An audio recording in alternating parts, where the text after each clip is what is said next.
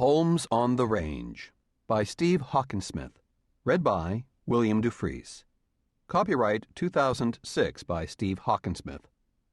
This unabridged audiobook is published by arrangement with St. Martin's Minotaur and was produced in the year 2006 by Tantor Media Incorporated, which holds the copyright thereto.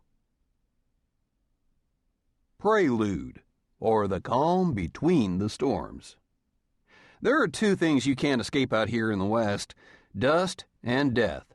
They sort of swirl together in the wind, and a fella never knows when a fresh gust is going to blow one or the other right in his face. So while I'm yet a young man, I've already laid eyes on every manner of demise you could put a name to.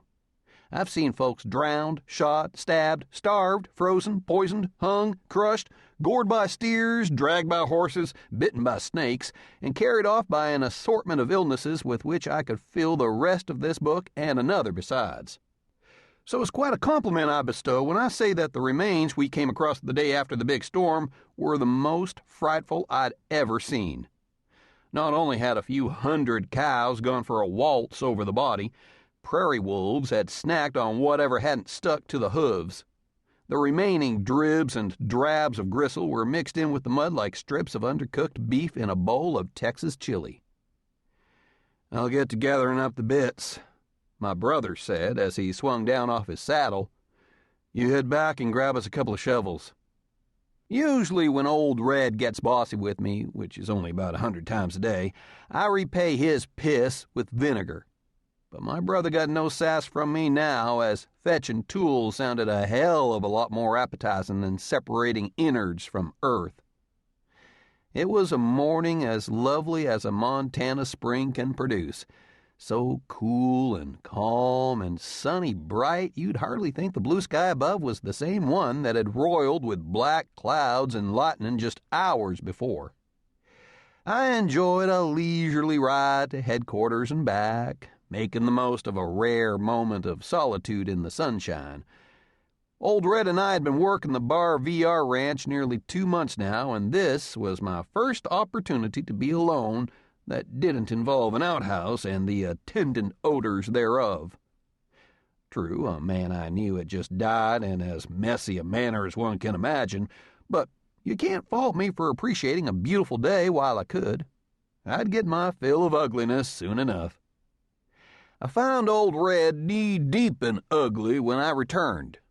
Whereas before the body had been a little more than a colorful circle in the mud, my brother was now shaping the raggedy chunks of flesh and bone into the approximate shape of a man. "Well, he ain't Humpty Dumpty," I said, tossing a shovel at Old Red's boots. "You can't put him back together again."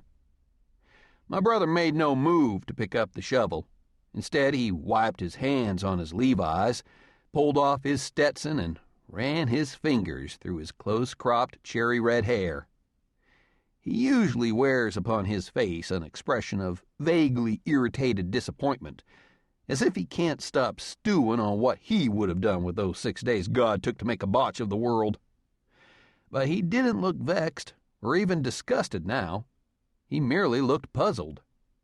"It ain't him I'm trying to piece together," he said, rubbing the back of his head like it was a magic lamp and he was Aladdin trying to coax out the genie.